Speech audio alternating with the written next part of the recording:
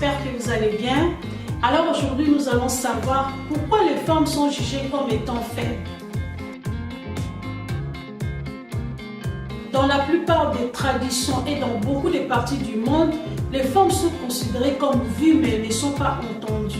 Elles sont vues comme des objets à utiliser et à ridiculiser. Elles sont abusées par les sociétés. Et pourtant on dit à côté d'un grand homme, se trouve une femme pour le soutenir, une femme intelligente, sage pour le conseiller, une femme visionnaire pour partager et comprendre ses rêves.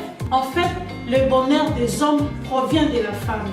Bien que les femmes soient considérées comme faibles, mais les rôles qu'elles jouent ne sont pas comparables aux hommes et ne peuvent pas être négligés. Les femmes donnent naissance et ce sont elles qui contrôlent les entrailles, les berceaux et la cuisine. Si tu médites l'importance de ces trois domaines, tu découvriras que c'est les femmes qui contrôlent le monde. Parce que le monde est contrôlé par les entrailles, les berceaux et la cuisine. Cependant, certains hommes voient les femmes comme étant faibles, comme étant inférieures, comme moins que rien. Et ils savent bien qu'ils peuvent exploiter certaines caractéristiques trouvées dans la femme. Par exemple, ils savent que les femmes sont faibles physiquement parlant. Ils font tout possible pour exploiter cette faiblesse. Encore, les hommes savent très bien que les femmes parlent beaucoup plus qu'eux et ils font qu'exploiter cette faiblesse. De plus, ils savent très bien que la femme peut tout croire sans aucune forme de permission et ils exploitent cette caractéristique.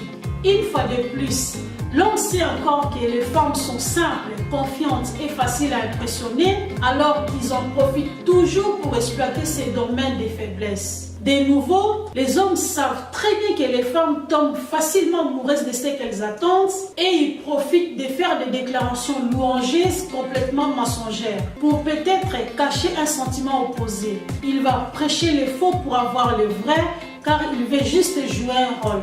Mais ils oublient que les femmes sont parfois méfiantes lorsqu'elles se font trop complimenter pour rien.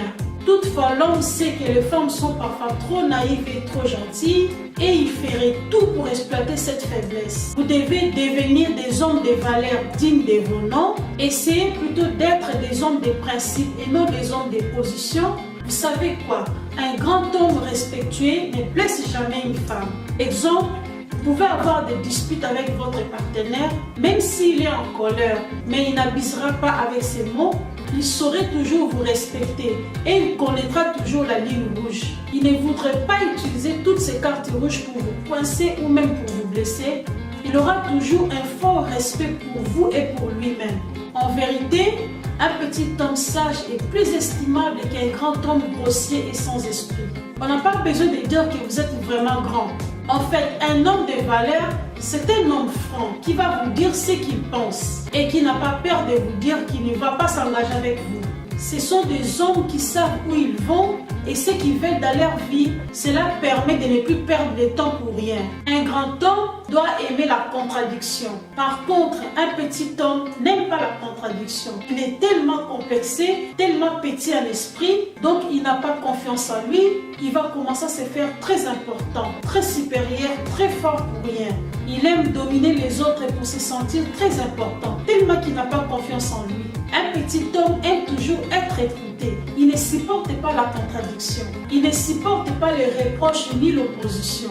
Lorsque quelqu'un est en désaccord avec son idée, il devient directement son ennemi. Parce qu'ils ne savent pas convaincre et il amène tout dans la colère.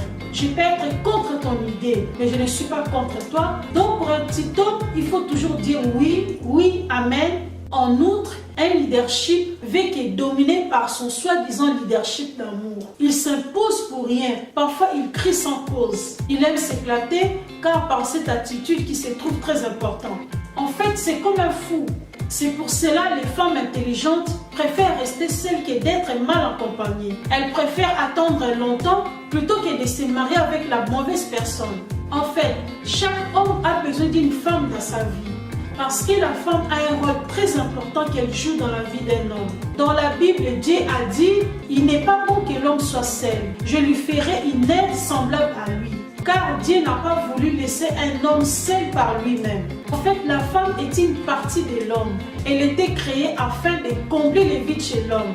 Bien que les femmes soient toujours considérées comme faibles, mais le rôle qu'elles jouent ne peut pas être négligé. Vous savez que c'est la femme qui donne naissance, c'est elle qui contrôle les entrailles, les berceaux et la cuisine, et l'homme trouve le bonheur de l'aide chez la femme. Donc le mot aide semblable signifie une compagnie convenable, une protectrice, une défense. La femme est une conseillère de son mari. Elle est l'équilibre de son mari.